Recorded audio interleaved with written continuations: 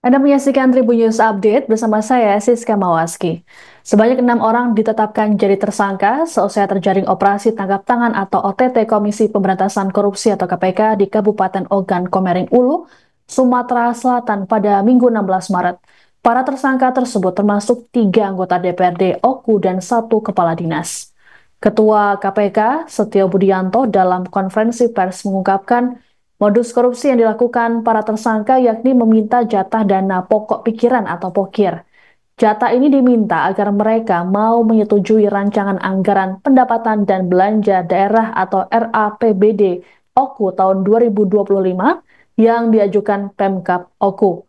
Setio mengatakan kasus ini bermula sejak pembahasan RAPBD OKU tahun anggaran 2025. Selang beberapa waktu, perwakilan DPRD menemui pihak Pemkab OKU. Dalam pertemuan ini, kedua belah pihak menyepakati jatah pokir diubah jadi proyek fisik di Dinas PUPR sebesar 40 miliar rupiah. Menurut Setio, para tersangka kemudian melakukan pembagian nilai proyek untuk ketua dan wakil ketua sebesar 5 miliar rupiah, sedangkan anggota adalah 1 miliar rupiah. Kemudian, nilai kesepakatan 40 miliar rupiah turun menjadi 35 miliar rupiah gara-gara keterbatasan anggaran.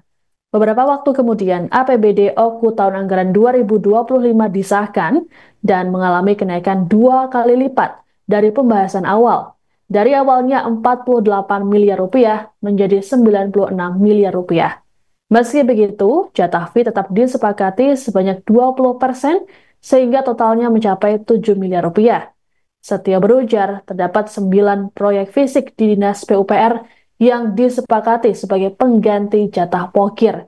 Di antaranya adalah rehabilitasi rumah dinas bupati dan wakil bupati, pembangunan jabatan, hingga peningkatan jalan.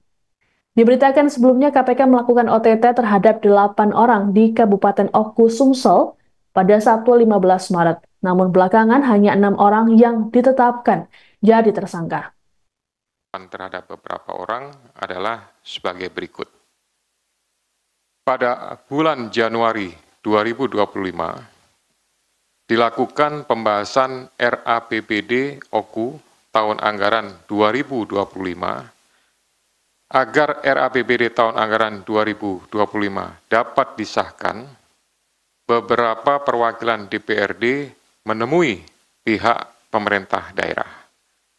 Kemudian pada pembahasan tersebut, perwakilan dari DPRD meminta jatah pokir seperti yang diduga sudah dilakukan, kemudian disepakati bahwa jatah pokir tersebut diubah menjadi proyek fisik di Dinas Pekerjaan Umum dan Perumahan sebesar 40 miliar rupiah dengan pembagian nilai proyek sebagai berikut.